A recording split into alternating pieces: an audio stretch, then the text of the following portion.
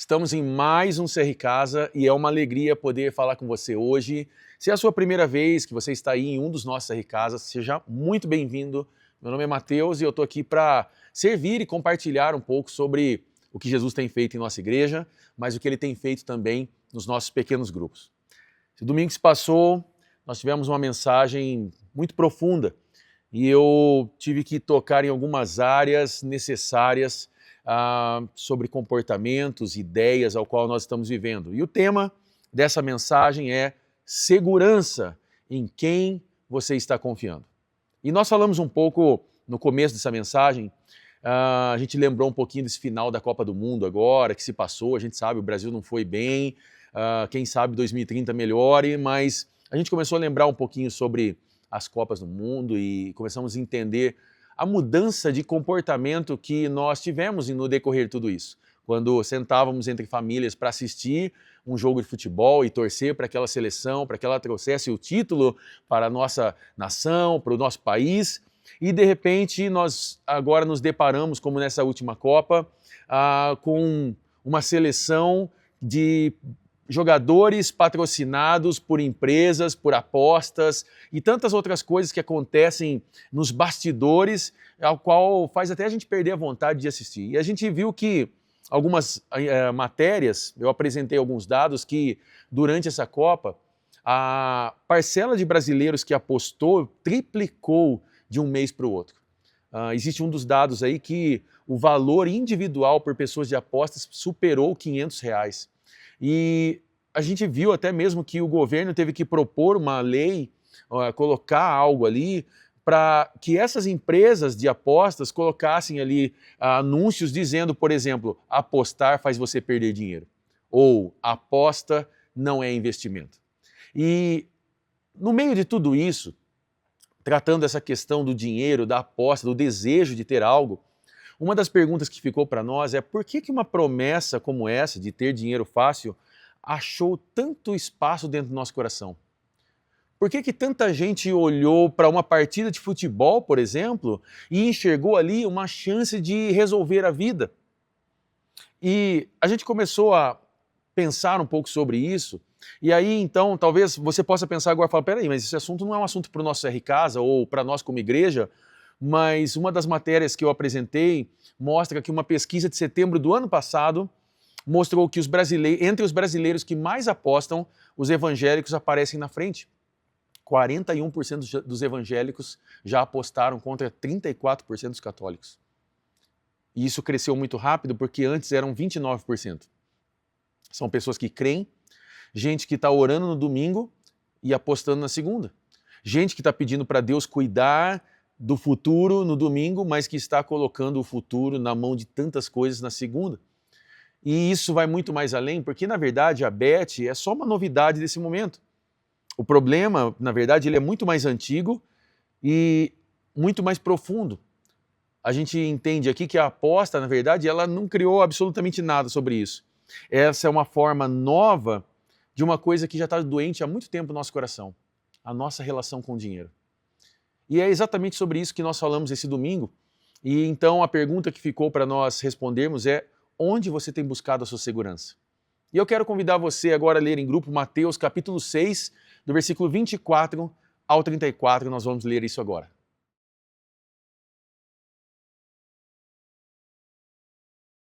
Nós estamos diante de um texto conhecido dentro do Sermão do Monte, o sermão mais conhecido de Jesus. Esse talvez seja o maior bloco de ensino de Jesus no Evangelho, e ele está descrevendo aí como é a vida de alguém que pertence ao reino de Deus. E um pouquinho antes desse trecho que nós lemos, ele tinha acabado de falar sobre tesouros. Ele estava falando sobre não acumular tesouros na terra, mas no céu, porque onde está o tesouro, ali também está o nosso coração, um texto muito conhecido. E esse texto, ele é a continuação direta disso. Esse texto que nós lemos agora, Jesus ele está saindo do tesouro agora e ele está indo direto para o nosso coração, tratando o coração ansioso. Nós sabemos que o nosso coração é ansioso e enganoso. E ele está falando com pessoas simples da Galileia, ele está falando com camponeses, ele está falando com pescadores, ele está falando com gente que era diarista, que trabalhava hoje para ter o dinheiro hoje, para conseguir usar esse dinheiro no amanhã. gente que dependia da sobrevivência ali da colheita, e que dependia do clima, e que dependia do trabalho diário. Então, Jesus trata esse povo agora, não tratando o medo deles como algo bobo. Na verdade, também, Jesus ele trabalha isso, mas ele também não promete que nunca vai faltar nada, porque nós sabemos que no decorrer da vida algumas coisas acontecem. Só que Jesus ele organiza isso de uma forma muito legal, tanto que no versículo 24, ele vai dizer o seguinte: vocês não podem servir a Deus e ao dinheiro. Nós lemos aí agora, você viu que talvez algumas versões falaram dinheiro, outras falaram mamon, e esse dinheiro aí aparece com D maiúsculo. Esse dinheiro é um dinheiro categorizado a um lugar de Deus. É quando o dinheiro agora, ele toma o lugar de Deus. E aí, no versículo 25, ele vai dizer o seguinte: portanto, algumas versões dizendo, por isso, não se preocupem. E é interessante como Jesus liga essas duas coisas sobre esse medo do amanhã e o senhorio do dinheiro. Ele está deixando claro que isso não são assuntos separados.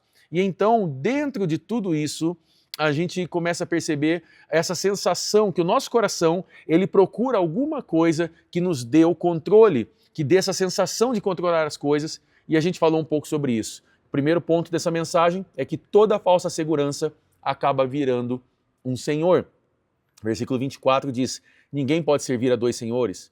Depois o texto diz, vocês não podem servir a Deus e ao dinheiro. Então a primeira coisa que Jesus faz aqui, ele expõe agora aqui uma disputa que está acontecendo dentro da gente. Ele está dizendo que ninguém consegue servir a dois senhores ao mesmo tempo. Então ele dá um nome a esse rival de Deus. E esse rival de Deus diante desse texto não é o diabo, é o dinheiro. E presta atenção no que Jesus está dizendo e o que ele não está dizendo. Ele não está dizendo que dinheiro é pecado. Ter dinheiro não é pecado. Você pode ter dinheiro, você pode ter uma boa casa, você pode ter um bom carro, você pode fazer uma boa viagem, ter recursos. A Bíblia não está dizendo que você vai ser um pecador por ter dinheiro. Dinheiro é necessário para a gente cuidar da nossa família, para a gente poder viver, para a gente poder abençoar os outros. Dinheiro é uma ótima ferramenta na nossa mão. O problema é quando o dinheiro sai da nossa mão e ele sobe para um trono. E então, quando ele deixa de ser uma ferramenta e ele se torna senhor. Porque, na verdade, ferramenta nós usamos, mas senhor usa a gente. E a gente aprendeu algo interessante aqui, que toda falsa segurança começa oferecendo ajuda, mas termina exigindo obediência. Não é o que o dinheiro faz? O dinheiro muitas vezes diz o seguinte, eu vou resolver teu problema. Depois ele vai prometer segurança. Comigo você não vai passar necessidade. Depois ele vai prometer controle. Comigo você garante o futuro. Ele parece um bom empregado para nós, mas quando a gente menos percebe, ele já se tornou patrão. E como que a gente percebe que o dinheiro ele virou um senhor na nossa vida? Quando ele começa a mandar nas nossas escolhas. Quando a gente começa a sacrificar relacionamento por causa do dinheiro. Quando a gente esconde o dinheiro, quando a gente esconde coisas por causa do dinheiro. Quando a gente mente para proteger essa ideia do dinheiro. Quando a gente arrisca o que a gente não podia perder, tentando conquistar mais, tentando conseguir mais. É o que a aposta gera em nós. Eu sei que o ponto não é somente sobre as bets dos dias atuais, mas isso é um problema hoje imenso dentro do nosso país. E como eu disse, apostar não deixa de ser um ato de fé. Só que o problema não é uma falta de fé. O problema é a fé depositada no lugar errado, num Deus que está prometendo tudo e não está entregando nada. Eu quero já propor uma primeira pergunta aqui para a gente responder isso em grupo. O que normalmente faz você se sentir mais inseguro? A falta de dinheiro, não saber o que acontecerá ou perceber que não tem controle? Responda isso agora em grupo.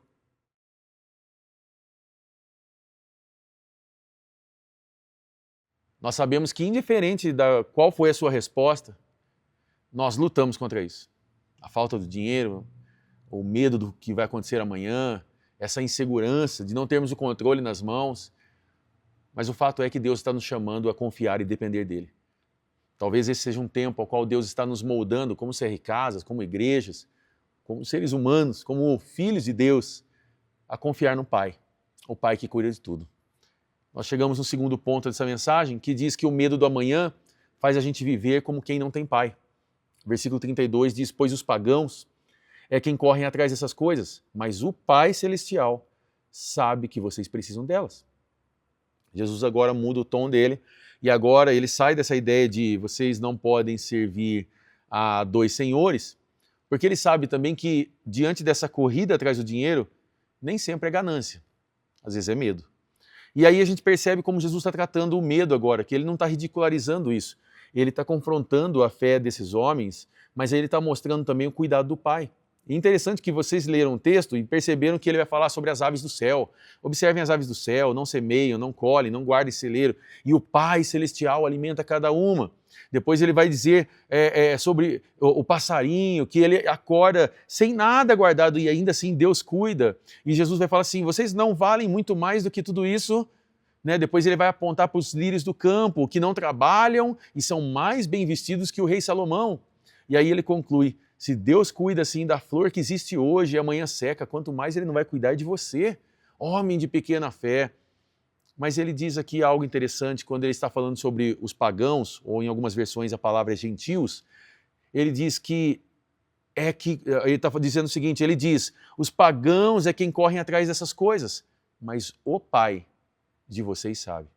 Agora Jesus está fazendo um contraste aqui. Ele está deixando claro o seguinte aqui. Ele está mostrando o seguinte, o pagão, a palavra aqui é para quem não conhece a Deus, para quem não tem pai, e do outro lado ele coloca o filho, que tem um pai e sabe do que o pai sabe do que o filho precisa. E aí surge uma pergunta para nós, que a questão não é se a gente tem necessidades, porque todo mundo tem uma necessidade. A questão é, nós estamos vivendo como filhos ou como órfãos? O órfão é aquele que ele acorda todo dia com esse peso sobre as costas, porque ele sabe que na cabeça dele, ele entende que se ele não garantir, ninguém vai garantir. Se ele não resolver, ninguém resolve. Se ele não controlar as coisas, tudo vai desabar. Agora, é exatamente assim que muitas pessoas de Deus, pessoas de igreja, pessoas que estão participando dos nossos cultos, que frequentam igrejas por aí afora, muitas vezes estão vivendo. Acordam de madrugada para fazer conta, estão correndo atrás, estão se desesperando, estão apostando, estão se endividando, estão tentando controlar o que é incontrolável. Vive como se não tivesse um pai no céu que sabe, que vê e que cuida de nós. Eu trouxe um dado dizendo que uma das pesquisas mostram que 1 a cada 3 famílias brasileiras estão com contas atrasadas, estão endividados. E eu não quero colocar um peso a você se você talvez faça parte desse diagnóstico, mas ter uma dívida não é um pecado. Isso não quer dizer que você possa fazer isso de forma alucinada, saindo fazendo dívidas. Não é um sinal de irresponsabilidade, porque muitas vezes aconteceu algo no meio do caminho, uma doença, um desemprego, uma emergência que talvez apertou as coisas. Eu estou falando que do medo que vem junto disso aqui, a gente acaba esquecendo que a gente tem um pai e a gente começa a exigir do dinheiro que ele cuide da gente. Isso é o medo gerando algo em nós. E aí a gente entende que nós vamos para esse lado da aposta, nós vamos para esse lado das coisas e muitas vezes isso não começa na ganância, começa no medo. Então quando a gente se sentir ansioso, correndo, tentando garantir tudo sozinho, a pergunta que deve entrar no nosso coração é, eu estou vivendo como filho ou como órfão? E aí a gente chega no último ponto, que buscar o reino é viver o dia que Deus te deu. Versículo 33, 34, vai dizer lá, busquem, pois, em primeiro lugar o reino dos céus, o reino de Deus e a sua justiça, e todas as demais coisas serão acrescentadas. E aí a gente chega lá no versículo 34 e fala, portanto, não se preocupe com o amanhã, porque lá no amanhã nós vamos ter já os próprios problemas do amanhã, basta cada dia o seu próprio mal. Jesus agora está dando um caminho agora aqui, e a saída que ele dá para nós não é a gente parar de trabalhar, não se importar com nada. Jesus está falando o seguinte aqui, ele não está pregando irresponsabilidade, ele está falando de ordem, de prioridade. Busquem em primeiro o reino de Deus. Não é para ignorar o resto. Ele está dizendo, coloca o reino em primeiro lugar e que as outras coisas vão vir por acréscimo na nossa vida. Então ele está nos ensinando isso, que Jesus está nos ensinando aqui diante desse texto, quando ele está dizendo não se preocupem com o amanhã, basta cada dia o seu próprio mal, ele está dizendo o seguinte, viva o hoje.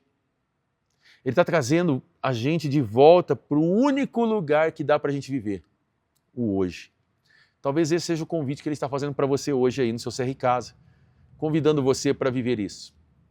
Talvez você é alguém que se conectou com coisas erradas desse tipo. Eu abri um desafio na igreja nesse domingo que se passou, E louvado seja Deus, porque nós temos pessoas nos procurando, dizendo, eu preciso de ajuda. Talvez você do outro lado aí é alguém que está endividado, você é alguém que está colocando na aposta em algo, na correria do trabalho, você está tentando com o seu trabalho agora resolver um problema que Deus pode resolver. E eu quero dizer para você que nós como igreja estamos à disposição de servir você. Nós, líderes de CR Casa, estamos querendo servir você. Uma primeira coisa, você pode procurar um dos nossos pastores. Nós estamos à disposição. Segundo, talvez hoje que você precisa de uma ajuda profissional, você precisa de um psicólogo, você precisa de um CR Talk, que nós temos aqui todos os meses para servir pessoas. Você não pode ignorar isso e achar assim, isso não vai servir para mim. Todos nós precisamos de Deus, mas todos nós precisamos de pessoas. Nós, como igreja, queremos ser essas pessoas para ajudar você. E eu quero encorajar você, se hoje você é alguém que precisa de ajuda, você pode procurar o seu líder aí ao final do CR Casa e dizer, eu preciso dessa ajuda, eu preciso dessa igreja, eu preciso de Jesus me ajudando através da vida de vocês para que eu possa sair dessa. Eu quero deixar bem claro uma coisa, você não está sozinho. E eu quero propor aqui uma última pergunta então, para que a gente possa se lembrar de como nós somos filhos amados de Deus. Talvez é hora de você voltar lá um pouquinho e lembrar o que Deus já fez por você. Você já viveu alguma experiência em que Deus cuidou de você de uma forma que não esperava? Eu convido você a responder isso agora em grupo. Passo a palavra aos nossos líderes, que esse seja um tempo de comunhão, de compartilhar experiências, que seja um tempo de cura. E eu quero que você saiba que nós como igreja estamos aqui dispostos a ajudar, a fazer você encontrar Jesus no meio dessa dificuldade, dessa luta. Você não está sozinho. Passo a palavra então aos nossos líderes. Lembrando, próximo domingo nós começamos Agosto Missionário e vai ser incrível. Todos os domingos, algo diferente, para eleitores diferentes. Vai ser um domingo que eu quero convidar você a trazer pessoas. Domingo de casa cheia, às 10 às 19. Lembrando que esse também, agosto agora, vai ser um mês de festa. Nós vamos ter a festa Sabores e Missão agora com 2 dias de festa. Vai ser incrível, dia 21 e 22. Já coloca aí na agenda que vai ser um tempo especial que nós vamos viver juntos, tá bom? Deus abençoe você, um grande abraço e até mais.